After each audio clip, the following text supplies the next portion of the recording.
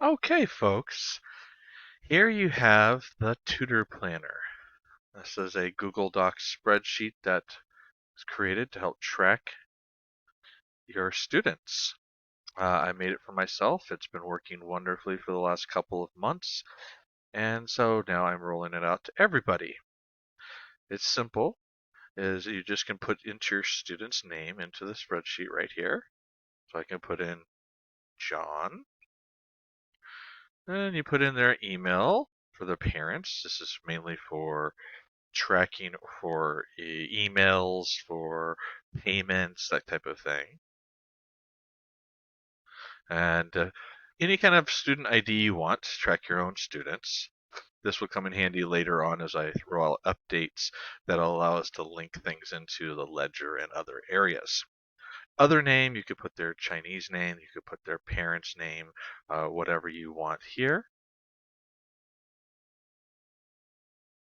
And social contact name, I've been using this really to track their parents' social name on WeChat or anything like that in case somehow we lose contact in one way or another. So I usually use this for like their WeChat name or any other contact name that you connect with them on. Could be their email address or another email address if you had both parents. Birth dates, pretty self-explanatory. This is great for keeping track of your student's birth date and being able to give them a birthday lesson when it's time for the birthday, or just say happy birthday on their birthday. We have gender, so you have here he, him, you, she, her, they, them, however they might identify. Uh, and it's a great tool to teach them as well as we get down the road. Class type, if you're doing individual courses with this person, if they're doing group type courses, I'll add another option in here for both, in case you're doing both types of courses with them. We have a paid for category here. So this is how many classes they've paid for. So say you sold them a 20 or a 25 pack of classes. Now it shows here that they have 5 remaining out of 20 because of the way I've got it clicked on over here, and I'll show you that in a minute. Uh, Previous class will pop up automatically with our other information. Next class you need to enter manually. So at the end of a class, I usually will enter in what day the next class is. So if tomorrow is our next class, I'll put this on here for myself. And preferred classroom. So however you do classes, class in, you have Move, WeChat, Zoom. There's many different ways that different teachers choose to do with their class. Curriculum. So maybe you've purchased another curriculum out there like Learnaline, uh, or even Teachers Together English, which I'll put as TTE, or if you've done anything else, like some of the ones that I've put out there as well, which are the words to know, and then you can put in here what unit or level they're on. So maybe they're a level 2 student and they're on unit 3 of that, and you're teaching lesson number 5 this next class. So what I always do is when I change the next class after I've typed in their notes, I change the next class to the next date of their next class, and then I change the lesson if I finish the current lesson. So it's a quick and easy thing to get into. Preferred payment method. Stripe, PayPal, WeChat. We can add other options if you need to. If there's other ways that you work out with your parents. And then it shows you other options on here as well that are grayed out so that you don't fill these in. They have formulas in them.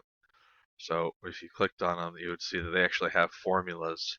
So we don't want to mess with these. Amount paid is just taking information from how many classes and how much that you've been charging based on all that. So I'll worry about that later. Paid course is the same thing.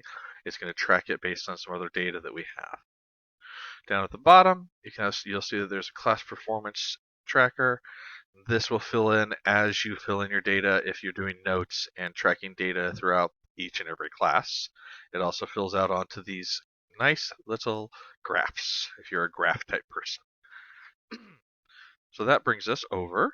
So let me scroll it on over a little bit here so you can see. So we have notes section. So for each and every one of these lessons, you're going to probably take notes for your own records or even just to send to the parent. So you can see here, they have a class, then I'm going to charge them $25 for class. If your charge is different, you can put in the different charge, $20, 18, whatever it might be. It might be a special class for that time. Almost always, almost all of my class students are 25. I mark it as paid. That'll calculate over here when we see. You can see here it says paid for 25, taken 20, remaining 5. I'm going to uncheck paid over on the other side. And you'll see the paid courses over here just changed from 20, 19, 20, 19, 20. All right. Taken is the same way. There's a checkbox next to it. I'll just show you what you can see. Now you can see remaining and taken are changing when I uncheck and check that box. All right, so I'm going to scroll back over here so we can look at the notes section again. So that's these boxes here, the paid and the taken boxes. And then I like to put in the date of the class. So this class was January 2nd, 2021. And John did a great job today. We talked about da da da da da da da. So then it puts it in here. This makes an easy highlight, copy, and send it over to your parents. I send it in WeChat every time after class, and I post it in the class and under the notes. Listening. So John did a great job listening, but it was not perfect. So I'm going to give him 4 out of 5. You could do a scale of 10 or whatever your scale is. Just stay to the same scale every single time so it tracks properly. Speaking. John needs to work a little bit more on his enunciation and pronunciation. His reading skills are okay, but not perfect. Writing skills, okay, we'll say John has a good writing, and he was outstanding with his behavior. So we marked him up for all those. You can keep doing that for each and every one of your lessons. So in the next lesson, we'll go ahead and say John was a 4 for everything. He didn't have the perfect class, so he went down a little bit that time. So that brings us back so you can see the class performance. Oh, it's tracking it right here. And it's averaging around here throughout the entire year, as well as putting it on those graphs I told you about earlier. There's a couple of pinpoints on the graphs on this graph here because it's not much data just yet. So we can see you have all this data going all the way across for the entire year. And then I've got it so that it goes down. You can do the way it's currently set up, 8 classes a month with that student. I'm going to probably increase this to 10 because I have students that are taking 10 classes a month with me, and I just need to have that extra space. That gives you the general idea of how to enter student data.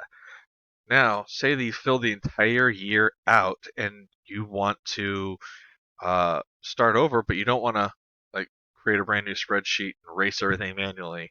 We go in here to Actions. Let me see if I can scroll that up for you. I'm going to make this sheet smaller so you can see the whole piece there. You can go into the menu. So you see under the menu I have Actions. It's a special menu I created. And we can reset this sheet for John. Are you sure? So if you do this on any other sheet, you don't want to delete the wrong data. So are you sure? I click yes. Runs that script. You'll see all that data has now gone away, including the checkboxes, the notes, everything has now been erased, and you can start over fresh with a brand new sheet. That's very helpful. Then we have other pieces on the spreadsheet. You can see our tabs down here. I have some instructions to show you guys how to get through everything and what all the different pieces do. We have a budgeting sheet where you can say, I want to make $20,000 a year, so I need to make this many classes to make that happen. You can fill in how many recurring students you have, how many additional students you think you might get on top of that, maybe trials that haven't become recurring students yet, and so on for the entire year. enter any expenses you have, whether you're paying a membership fee for a website like this one, or anything along those lines. And then what it'll do is it'll say, okay, with all that information in, you're going to make this much money. This is your expenses. So in this case, this mock-up is making a lot more than they are expecting. They're making closer to 40,000. All right, and it's just a really good little tracker for you. The scheduler is another option that people asked for. This connects directly to your Google Calendar. And so in here, you put in your student's English name, their Chinese name, or first name, last name. This column automatically calculates. Again, it is a formula, so don't click on it. But it's going to help it populate to your spreadsheet or to your calendar better. Class start date has to be in this format. As you can see here, I've even wrote it on here. It has to be month / day / year, hour, minute, second, with those colons in between. This helps it to stay on target so that Google can talk to itself, talk to the calendar function. So you put that for both of them. I put notes on here, double checking it for everybody. This goes down 108, all the way down 108 lines, so you can have lots of students scheduled. Just make sure that once you've uploaded, you go through and you just delete your old ones so you don't re-upload them again next time you do your upload. This is a batch upload. And then you can use that custom menu again at the top. You go to Actions, Schedule Classes Now. I'll click Schedule. It runs a script. Don't worry, this error does pop up because I'm not using all 108 rows. So you can just dismiss that. And then we can go over to my calendar. So I can go over to my calendar here. And you'll see that those just popped up right onto my calendar. Let's see, where's today's date? Oh, what day did I have those set for? So 11/28/2021. Oh, that's right. I've got it set no calendar ID. So you can see here, event calendar ID has to be set. So for this to work, you have to put in your contact calendar. It could be your email address. In this case, mine is contact at the tutorresource.com. So now I can run that script again.